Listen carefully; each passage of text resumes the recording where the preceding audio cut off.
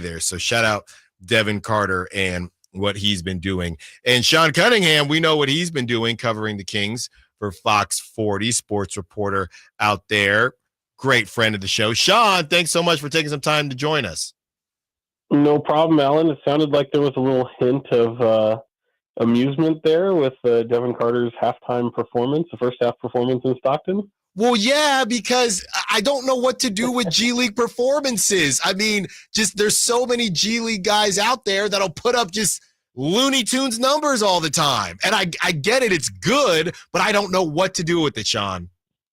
You take it for what it is. I mean, certainly you don't want to see a guy go out there and struggle to shoot the ball or struggle to find what the system is or, really put up a terrible stat line. So I feel like Devin Carter and his assignments with Stockton checks that box. But I remember talking to Mason Jones recently about, some of the things that, Isaac had done in the G League this year, and especially the player that he was coming from Summer League and kind of looking like going from Summer League to all of a sudden looking like he kind of belonged, or at least on this team, checked a box because he does what so many of those guys don't do on the roster as it was currently constructed then. Mm-hmm. And he talked about how it's harder for a guard to stand out in the G League than it is a big man because they're so guard heavy in the G League as opposed to finding quality big men that can go out there and do something. And automatically what I had in my mind's eye was Orlando Robinson. And obviously people remember that experiment because last year, especially the way he stretched the floor, put up some pretty big numbers. And obviously Miami was very, at least the past 2 years, really put up some numbers that jumped off the page, but it doesn't necessarily translate to the NBA. But I just feel like you take it for what it is. And especially for a young player like Devin Carter, who just needs to get reps. Look at Sean just already dropping gems. Sean Cunningham from Fox 40. Sean, we just saw your report. I see Keon is available tonight, and that wording available. Is Keon going to play tonight? If so, why? Yeah, I think he will. I think it's going to be once you're available, there's no probables, there's no questionables. You're available to play, and if someone like Keon Ellis is available to play, you play him. Mm-hmm. Especially with what he brings on the defensive end, and he's obviously a part of the key ingredients in the whole concoction that is the Sacramento Kings gumbo, if you will. I mean, he plays a very key role in that. So even going up against a lowly opponent like the Jazz, and if people hadn't seen, obviously they're going to be depleted themselves. I mean, they're in the Cooper Flag sweepstakes, so they've got guys like John Collins and Lauri Markkanen and Colin Sexton all out. Walker Kessler will play, but this is a team that's obviously looking at the lottery and trying to win the lottery and not trying to compete. So these are the types of games that have historically given the Kings fits, and they have to go out there and take care of business. You can't control who your opponent is, and just like the other night with the get-right game, as I like to call it, against Charlotte, and you go out there and beat them to the tune of 42 points. Mm-hmm. I don't care if they're beating them by 1 point, 42 points, or 10 points. You just got to get away out of Utah with a W, and that's not always the easiest thing to do, no matter who they suit up. Talking to Sean Cunningham, Fox reporter for Fox 40. And Sean, with that being said, look, there have been some conversations just about the pessimism around the Kings and how a lot of people aren't feeling too great about the Kings' chances. I know you've looked at that schedule, and March is a beast. I just don't want to get hurt again, Sean. And last season I came in, wet behind the ears, ready to cover the Kings. And I said, I think they could be a 3 seed, and they ended up being a 9 seed. And there was no drama really last season. And now you have this season and how volatile it's been. What do you think is realistic for the Kings? Because I'm not looking outside of the play-in anymore. I'm not even looking at the 6 seed. I'm not doing it to myself. Are you still thinking, hey, if something clicks here, you never know. They are only 2 games back. What is your realistic take on the Kings for the rest of the season? Yeah, I mean, I don't want to sound like I'm speaking out of both sides of my mouth, but nothing would surprise me at this point. Mm-hmm. Because I think look, every one of these games, and I know it's cliche, but it's the facts. Like, all these games are playoff games for a team like Sacramento. You're closer to the 6th seed than you are the 11th seed and being out of the play-in tournament by half game. 2 games out of 6, 2.5, I believe it is, out of the 11, and being out of the play-in picture entirely. So I think, if the safe money is betting on, I think this team will finish in the play-in tournament and see what the chips fall where they may. But nothing would surprise me if they miss it entirely. If they finish sixth in the West, I don't see them going above that. But I feel like they've got talent to be able to compete at that level, and figuring out that talent is obviously what the biggest challenge is. And they might have a little bit of roster deficiencies, and certainly adding so many new faces. I mean, you don't have a training camp. All the excuses are there. Mm-hmm. Doug Christie's not going to hang his hat on any of those excuses. They're having obviously tough conversations lately after the loss to the Warriors. And I think more than anything, people want to focus on rotations or, who starts or, does the ball stagnate? At the end of the day, to me, it's their give a damn. It's their sense of urgency that they sometimes don't bring to the game, thinking that they can just flip a switch in the fourth quarter. And by the way, that's not unique to this Kings bunch after the trade. That was a characteristic that kind of haunted and plagued the De'Aaron Fox era Kings, and right. that Mike Brown coached as well. So I say, look, I mean, these are the cardiac Kings for a reason. Whether you're calling them Kings or Kangs, both are apropos.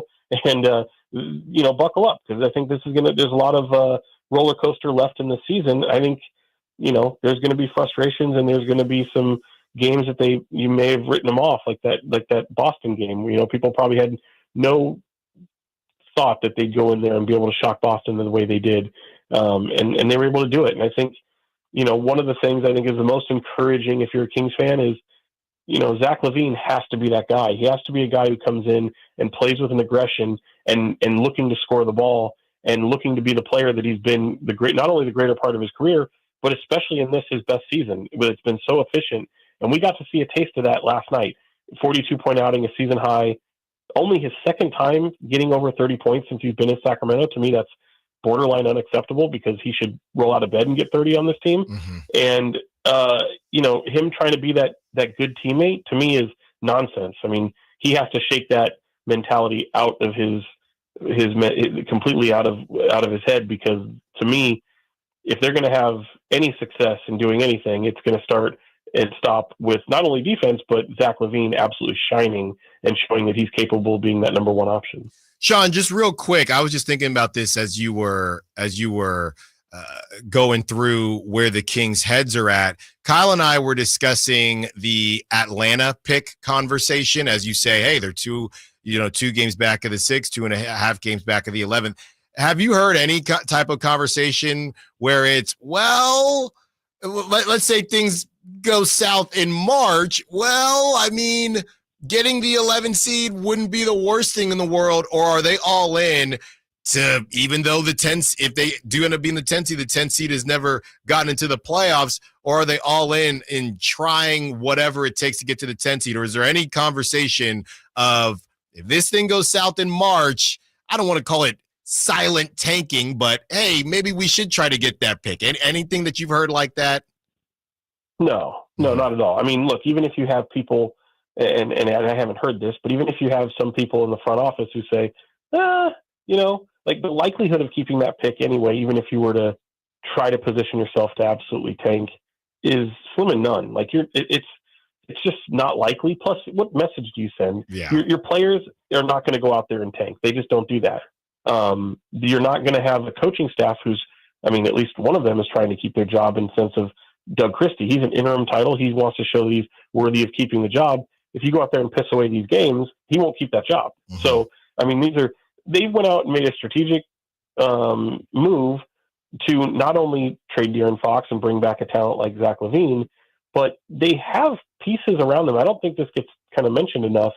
If you look at their top 6 or 7 players, they're all signed like beyond next season. Like you have guys that are here for the foreseeable future. Right. That's also good trade bait in that regard. So, having players like that have a few years on them that aren't total, bad contracts and movable pieces, that's a benefit. Like their biggest decision, aside from whether or not Doug Christie will be the head coach at the end of the season, is what to do with Keegan Murray and his extension. Do you sign him to a max deal? Do you not? Do you try to, negotiate that as hard as you can? Or do you go into a season where you don't have an extension and he becomes a restricted free agent at that point? And that's That's a big question at the end of this year. But more than anything, you have to show players on this team that Sacramento is going to be a competitive place for people to play. And that, look, you just had DeMar DeRozan join Sacramento for what the talent was around him, to try to erase some of those ills that he's had in his career as a guy who hasn't played in the postseason. You think Zach LaVine is here in Sacramento and wants to give up on the postseason? That's haunted him more than even, like, DeMar DeRozan has gone further into the playoffs in his career than Zach LaVine has even touched. He's had, what, 4 games? Mm-hmm. 4 games in his entire career in the playoffs. So, yeah, any of this tanking notion would be absolute nonsense. Players don't think that way at all. They just really don't.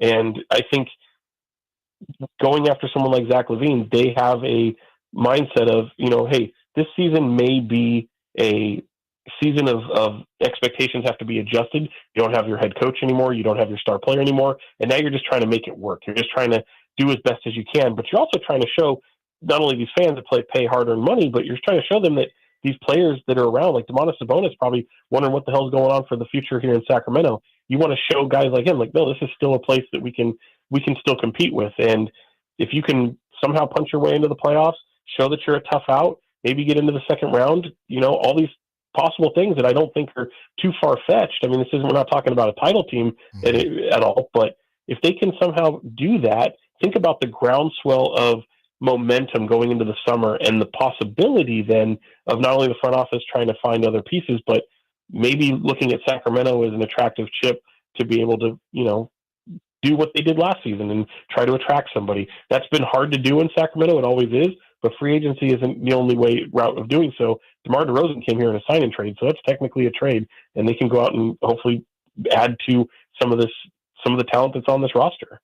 Sean Cunningham, you got me ready to run through a wall right now, man. I'm back on the optimistic bandwagon. It all starts tonight against the Utah Jazz. Real quick, Sean, run more before we let you go, and thanks so much for the time. What are you hearing about Doug Christie's status with the team?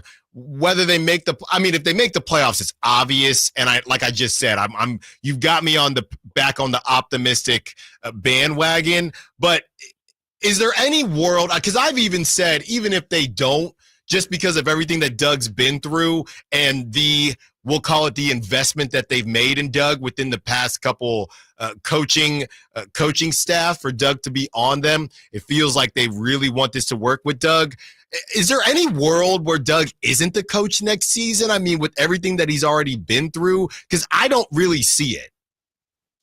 Yeah, I mean, to me, it's in kind of broaching that subject, I think a lot of it just is so contingent upon what happens in these remaining games. Mm-hmm. I mean, does he lose the locker room? Does he you do your exit interviews with your players and you talk about all things and the direction that the franchise is going. And certainly that's going to be one thing that pops up. And I just think, frankly, it's too early to tell. If I was to, again, I think looking at it from a wagering standpoint, my goodness, I feel like the safe money is for him to stay there, mm-hmm. even if they continue on being what they are. I mean, there's a lot of built-in excuses in terms of what this team is currently. And certainly, we've seen their flaws and some of the things they're trying to work through. But, you change course midseason. It's never really a great opportunity for a first-time head coach to take over in the middle of the season. But shoot, compare that with Jordy Fernandez. Yeah. I mean, Jordy goes to Brooklyn. He's got the paycheck to go with it and some of the security to go with it, but he's got a team that isn't nearly as talented as Sacramento. So Doug has the luxury of having a lot of talent and pieces that he's already known around him. I mean, think about the bond he has and the trust he has with a guy like Domantas Sabonis. So positives, negatives, sure. I think if I'm betting, I think that he's the guy going forward. I think he's got the support of the organization and ownership, but make no mistake, I think that they'll definitely have a decision to make, and they'll definitely have to look at who's available. I think that's also something in the coaching market where you look and maybe kick some tires on possibilities that may not exist today, that may exist come the end of the season in April or May. So, or even June, if you want to dream so big. But yeah, I think those are all discussions to be had for another day. But if I'm to pick one, I think that he will be the head coach. Sean Cunningham, great stuff as always. Thank you so much for taking the time, Sean. And hopefully we get another beam tonight, and the Kings, when they start that Texas road trip, they can keep the W's and the beams coming. Sean, we will talk to you soon. Fox 40 reporter, go make sure you follow Sean on social media and also check out all of his stuff on fox40.com. Thanks so much, Sean. Thanks, Alan. Anytime. And hey, man, just take it easy, man. Deep breaths. Like, this is King fans know what they're in store for. They've been through this. You know, they're I know you have to do a show every single day, but don't be surprised by anything. They could go out there and absolutely, wet the bed and it's all for naught, and you have those built-in excuses. But just enjoy the ride, man. Just enjoy the ride. All right. I hear you. I appreciate you, Sean. My blood pressure is going down as we have this conversation. We'll talk soon. You got it, buddy. On the other side, we keep the conversation going.